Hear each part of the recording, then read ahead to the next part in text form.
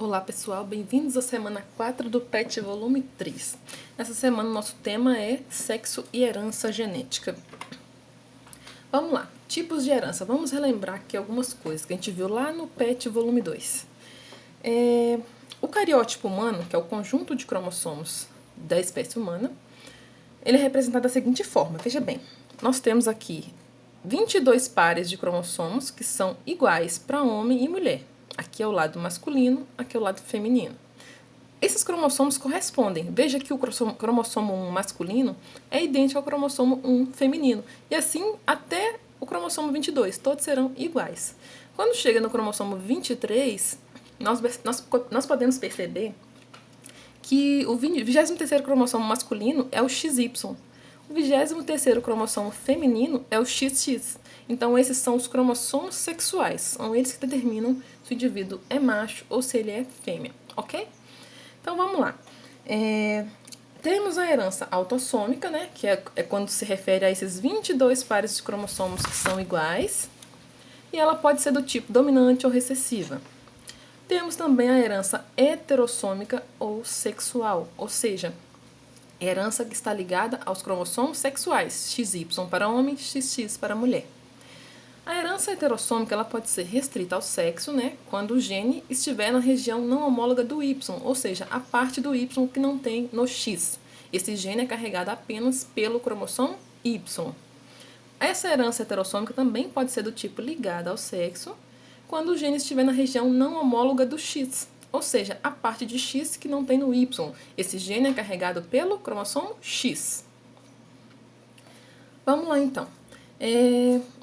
Herança ligada ao X. Exemplo de herança ligada ao X. Temos aí daltonismo e hemofilia. O que é daltonismo? É a incapacidade de reconhecer as cores verde e vermelha.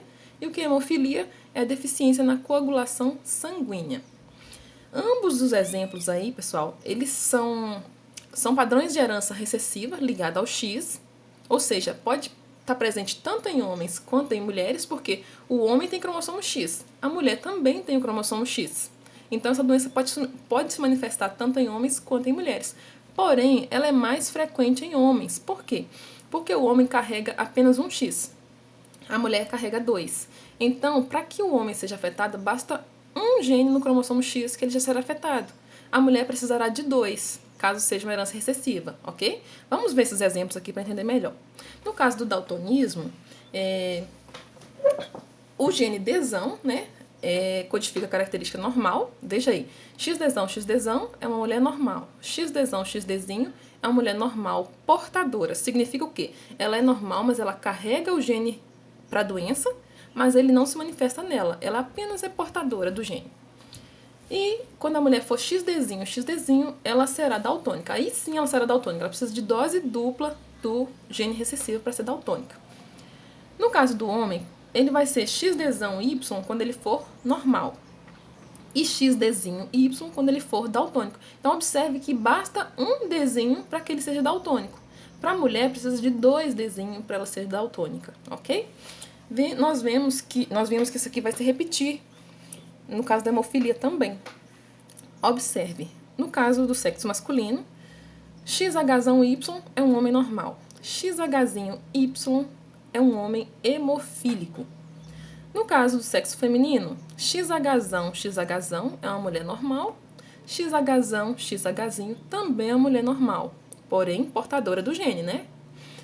E XHzinho, Hzinho é uma mulher hemofílica. Então, por isso, gente, que essa doença é mais frequente em homens, porque basta um gene no cromossomo X desse homem para que ele já manifeste a doença, ok?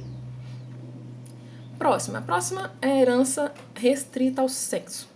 A herança restrita ao sexo, gente, a gente viu lá em cima que quando esses genes dessa herança estão no cromossomo Y. Sendo assim, ele vai ser transmitido apenas de pai para filho. Vai afetar apenas o sexo masculino. Esses genes também são chamados de genes holândricos. E um exemplo simples aí é o gene SRY, que condiciona o desenvolvimento de testículos nos embriões. Mas então, gente, no PET de vocês veio como exemplo de herança restrita ao sexo uma doença chamada hipertricose auricular. O que é hipertricose? É excesso de pelos na orelha. Mas enfim, pessoal, a hipertricose ela não é mais considerada uma herança restrita ao sexo. Por quê?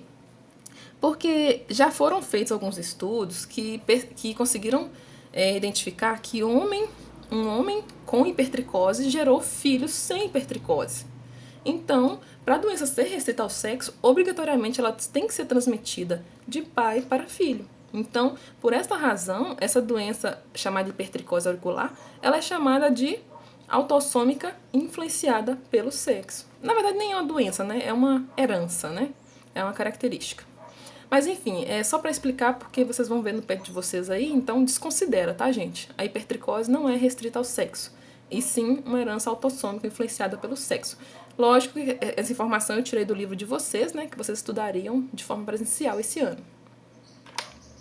Próxima, herança autossômica influenciada pelo sexo. Gente, se é uma herança autossômica, eu sei que ela pode acontecer tanto com homens quanto com mulheres, né? Ela está presente na parte comum de cromossomos para homens e mulheres. Mas ela é influenciada pelo sexo. Ou seja, o que significa isso?